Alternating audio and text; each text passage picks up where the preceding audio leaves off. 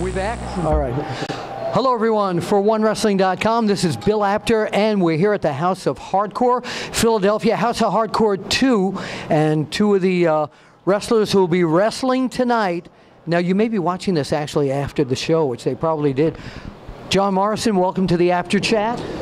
Good to be here. If you're watching this after the show, congratulations. You just saw what an amazing match I had. Well, wait a minute. Or you saw what a disaster of a match I had. Possibly. Brian Kendrick, welcome back to the Apter Chat. Yeah, thanks for having me. I know you're okay. So tell everybody out there in OneWrestling.com land what you're doing these days.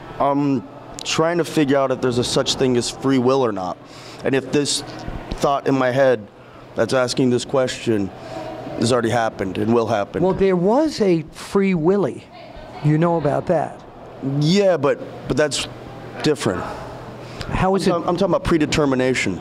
Predetermination. In what particular genre? Meaning that if everything spawned from one thing, right? Then where did that spawn from? So then was it always here? And then if it was always here, as it always has been, then it's time just an illusion. So did this conversation already happen? It's sort of a classic problem when you're watching any kind of movie that deals with time travel, right?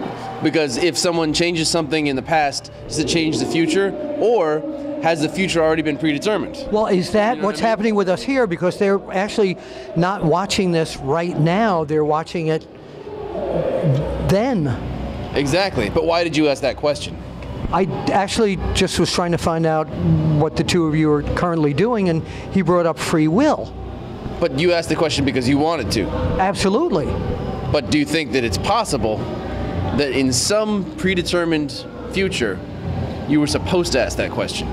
It is a possibility. One of my favorite TV shows of all time was a thing called Quantum Leap.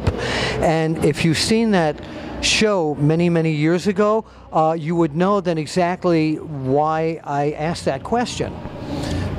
Do you think that in Quantum Leap, the leaps were predetermined?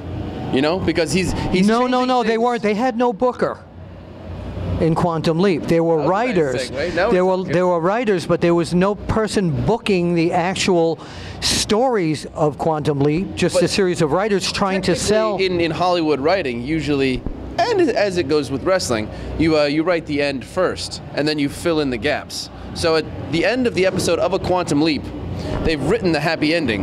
Then they create the problem before the happy ending is created.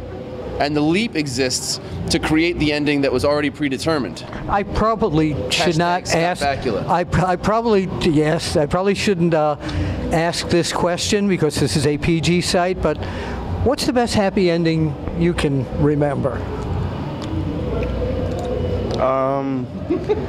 Another nice segue. It could be in a movie, or it could be a wrestling match, or. Think of a movie.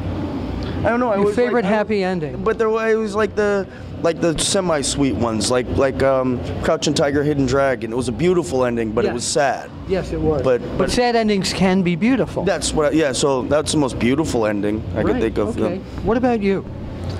Well, I mean, if you're going by the theory proposed in The Matrix, anything that's too happy is in a sense fake and doesn't feel real.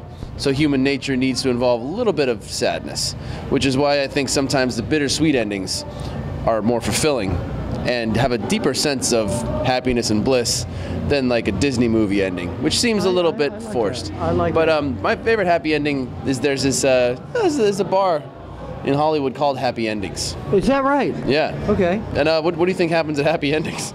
I'm going to end this with something that the predetermined late Gordon Soley used to say. Indeed.